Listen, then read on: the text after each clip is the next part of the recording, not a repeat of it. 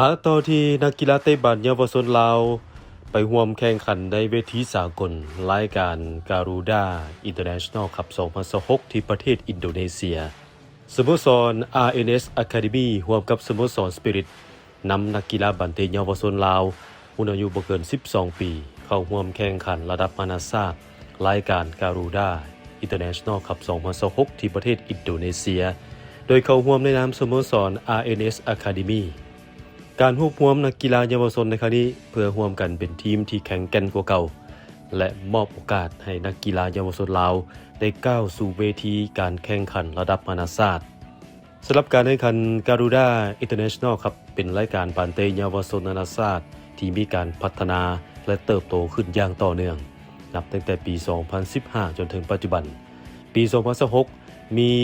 บรรดาสโมสรจาก 16 ประเทศเข้าร่วมสำหรับอายุ12 ปีที่นักกีฬาลาวสุดนี้เข้าร่วมแข่งขันมี 16 ทีมแบ่งเป็น 4 กลุ่มจะแข่งขันในวันที่20หาวันที่23สิงหาคม2026ซึ่ง INS Academy อยู่กลุ่ม A ร่วมกับ2สโมสรจากอินโดนีเซียเจ้าภาพและ1สโมสรจากมาเลเซียการเข้าร่วม Garuda International Cup 2026เป็นอีกบัตรก้าวสำคัญของนักกีฬาเตะบอลเยาวชนลาวในการได้สะสมประสบการณ์เรียนรู้พัฒนาฝีตีน